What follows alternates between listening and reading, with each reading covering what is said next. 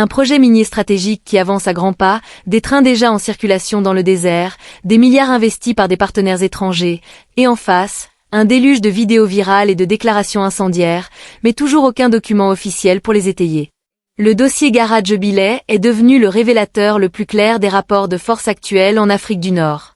Abonne-toi. Ces derniers mois, un récit insistant circule dans certains médias numériques et sur les réseaux sociaux marocains.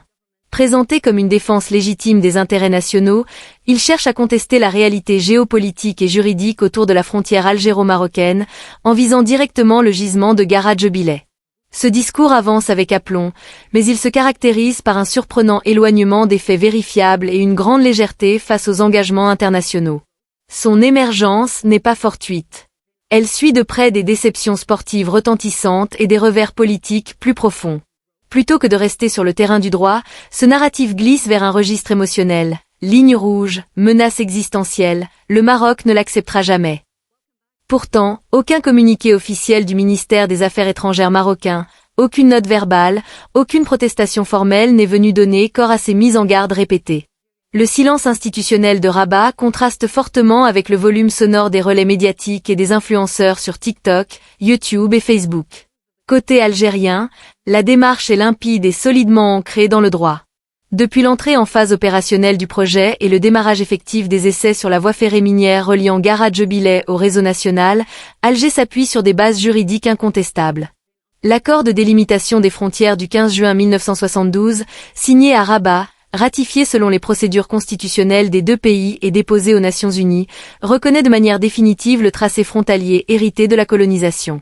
Cet accord, qui consacre le principe du bon voisinage, n'a jamais été dénoncé ni suspendu par un quelconque acte officiel marocain.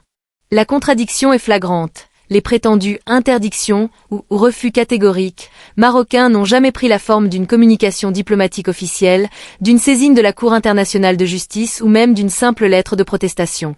À la place, le terrain a été laissé à des contenus viraux et à des figures médiatiques non institutionnelles, dans ce qui apparaît comme une tentative de mobilisation interne destinée à compenser une réelle marge de manœuvre réduite face à une situation créée par les faits.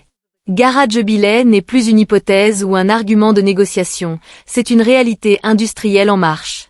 Les essais ferroviaires progressent, les derniers tronçons de connexion sont en chantier, des entreprises étrangères majoritairement asiatiques ont engagé des fonds importants sans qu'aucune objection juridique internationale sérieuse ne se manifeste. Dès lors, comment un État tiers pourrait-il réellement empêcher l'exploitation d'une ressource située en pleine souveraineté algérienne sans déclencher une crise majeure ou sans passer par les instances judiciaires internationales? La réponse saute aux yeux, cela n'est pas réaliste.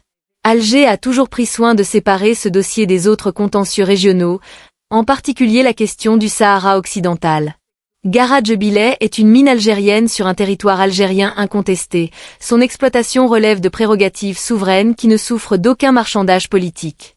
Cette position s'appuie sur le droit international, les traités bilatéraux en vigueur et une stratégie économique de long terme visant à faire de l'Algérie un acteur majeur des minerais stratégiques.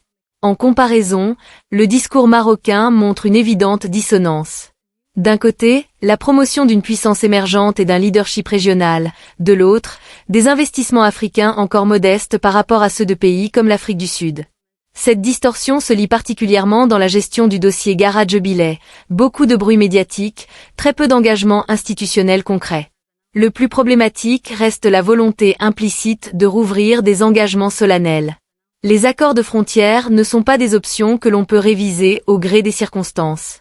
Les références récurrentes à des droits historiques ou à un Sahara oriental n'ont plus de portée juridique depuis la reconnaissance explicite du tracé en 1972. Relancer ce débat sans base légale ni levier politique concret relève plus de la diversion que d'une véritable stratégie. Pendant ce temps, l'Algérie avance avec constance. L'exploitation de Garadje-Bileh s'inscrit dans une politique globale de diversification économique, aux côtés de l'énergie, de l'agriculture et des infrastructures. Elle se traduit par des contrats signés, des chantiers qui progressent et des partenariats internationaux non soumis à des conditionnalités politiques. Réduire cette affaire à des rivalités footballistiques ou à des slogans de suprématie continentale ne modifie en rien les équilibres réels. La puissance se mesure à la capacité de transformer des projets en réalité durable dans le cadre du droit, pas à la force des déclarations ou à la viralité des publications. Ce qui se joue autour de Garadje-Bileh dépasse largement un simple gisement de fer. C'est un marqueur stratégique dont les conséquences régionales et internationales pourraient redessiner les rapports de force en Afrique du Nord pour les décennies à venir. Une interrogation simple subsiste. Si Rabat considère réellement ce projet comme une menace stratégique majeure, pourquoi n'a-t-il pas activé les recours juridiques internationaux? Pourquoi n'a-t-il jamais officiellement dénoncé l'accord de 1972? Et pourquoi ce dossier se joue-t-il quasi exclusivement sur les réseaux sociaux plutôt que dans les enceintes diplomatiques? Pour de nombreux observateurs, la réponse est désormais évidente. Les faits établis, soutenus par le droit et par des investissements concrets, ont créé une situation irréversible que les discours ne peuvent plus renverser. Garadje-Bileh a quitté le champ de la controverse pour entrer dans celui de la réalisation effective. Au-delà du minerai, ce dossier enseigne une leçon claire. Dans le monde d'aujourd'hui, la souveraineté ne se proclame pas sur les écrans, elle s'exerce par des actes posés, des engagements tenus et des projets menés jusqu'à leur terme.